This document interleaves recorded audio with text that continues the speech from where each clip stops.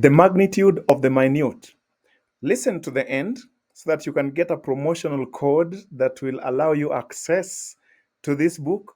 The hard copy, soft copy, all the details are at the end, and another interesting book that you can use alongside with this. Let's get to chapter 1, Little Dreams. Here is the recording by Dr. Diane and Andrew Owino.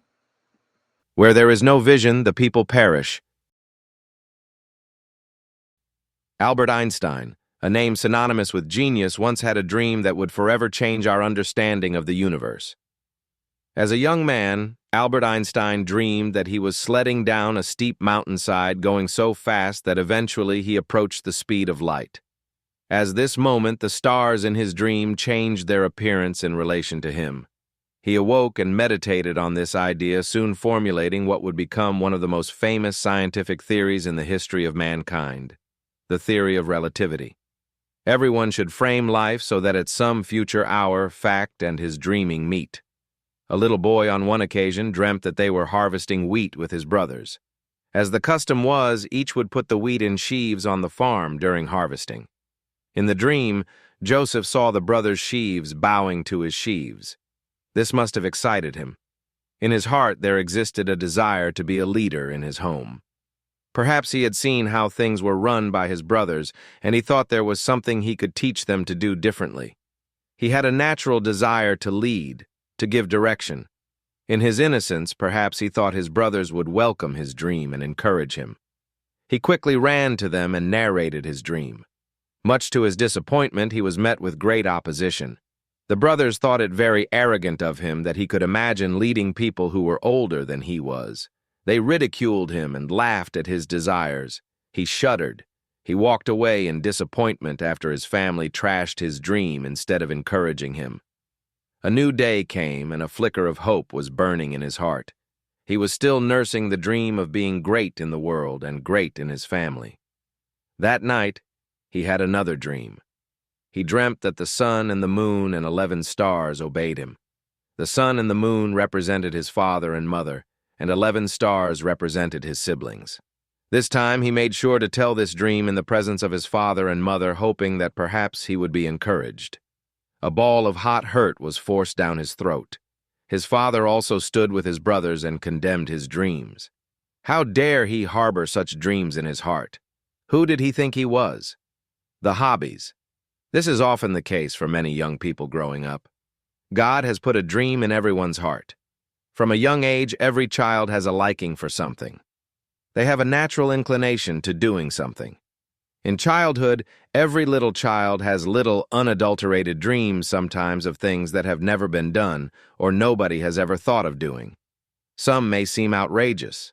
Little dreams are precious. Think of Thomas Edison and his love for light. That was all he loved. He spent his time reading and researching for ways of improving the electric bulb. Several times he failed at it. He registered several patents in his name just before he could finally find the correct bulb. He had a dream. Martin Luther, while fighting racism, gave his famous speech, "I have a dream."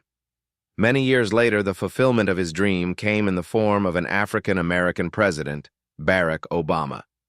This was after achieving several little milestones throughout the American nation of driving out racism and promoting rights of the minority. Write the dream. The world is in need of young people who dare to dream, of young people with visions. Where there is no vision, people perish. Proverbs 29:18. We can conclude that the reason why many young people are perishing academically, socially, emotionally, spiritually, and physically is that they have no vision of where they would love to be in these areas. Whenever God gave a prophet a vision, they had to write it down. They had to have some form of it in a recorded version lest they forget what they were asked to do. Habakkuk 2:2. One of Kenya's own actress, Lupita Nyong'o, said, "Irrespective of where you come from, your dream is valid. So dream on, but write the dream." It is prudent, therefore, for every young person aiming at achieving their dreams to have them written down on paper. They need to have every day's goal written down as a subsidiary to the main goal. At the beginning of the term, let every student have a goal of what they would wish to achieve in every field of their life. At the beginning of every stage in life, write a goal of what you would love to achieve at the end of that stage. It is best to ask first, how would you want to be remembered? This will help you develop a vision statement for your life. Then ask, what will you do in order to be remembered thus? This will help you to develop a personal mission statement. This ensures that any other little goal and little activity you do each day will help you achieve the desired goal at the end of your course. This skill, if applied anywhere, makes a huge difference between success and failure stories. An activity is provided at the end of this book that will help you do this. A dream is like a tender seedling. As we share our dreams, sometimes we may meet opposition as Joseph did. Sometimes the people who you expect to encourage you may be the same ones who cause the greatest discouragement. A dream is like a seedling. How you transplant it matters whether it will wither or it will grow into a mustard tree. Sometimes our dreams are almost killed and buried by the circumstances around us. These, however, are not the greatest threats to our dreams. The dreamer is the greatest enemy to his own dreams. Supposing Joseph gave up on his dreams because of his father's and brother's discouragement. Suppose he decided to live his life as if his dreams did not matter. Suppose he gave up after he was sold as a slave. Suppose he gave up after he was unfairly jailed. We would have never heard of him as one of the greatest leaders in history. Someone once asked Paul Harvey, the journalist and radio commentator, to reveal the secret of his success. "I get up when I fall down," said Harvey. 1. Why then do you give up because life circumstances seem all wrong? Why then do you give up because somebody somewhere said you cannot? Our little dreams are all valid. Once upon a time, as a little boy-girl, you had big dreams. You promised to make them real someday. Please don't disappoint yourself. Little girls with dreams become women with vision, and so are little boys. I hope you have not believed in what your teacher said in anger, you will amount to nothing. He was just angry. Or have you believed your classmates who don't think that with your biology grades you can never be a medical doctor? They are just students.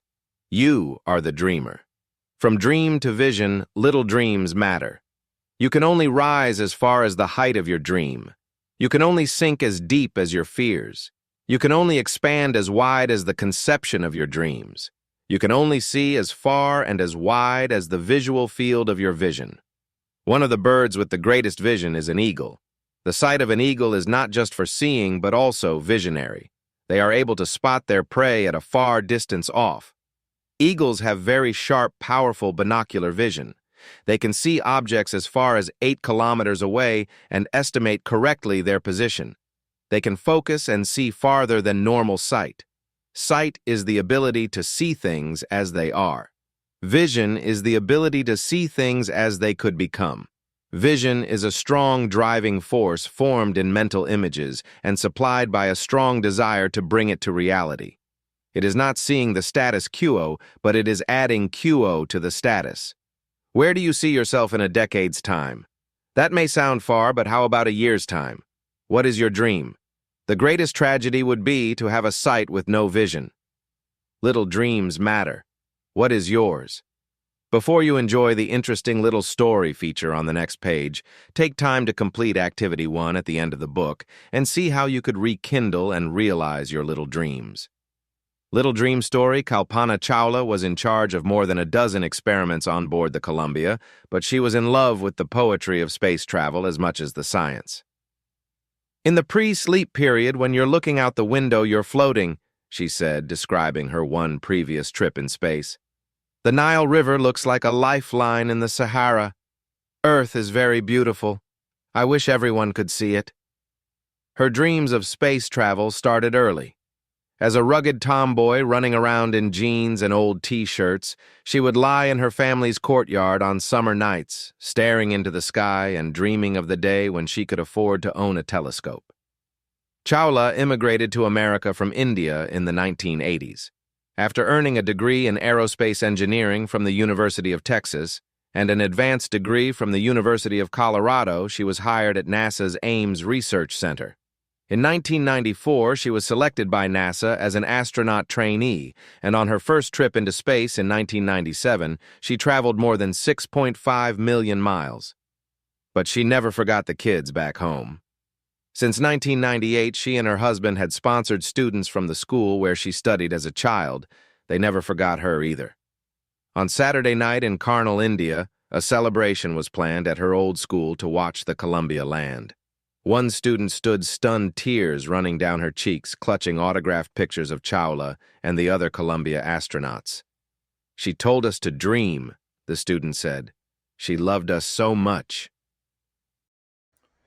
Thank you for listening. Here comes the end of chapter 1. I hope to see you in chapter 2 as you keep subscribing, and please listen on.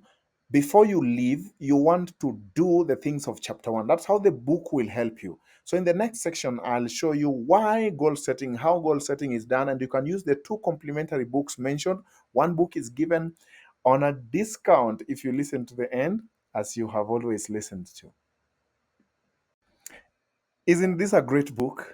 Yes, on goal setting, on nurturing your dreams and not giving up on them. Just like plants, what they do is they first root, then they shoot, then they fruit.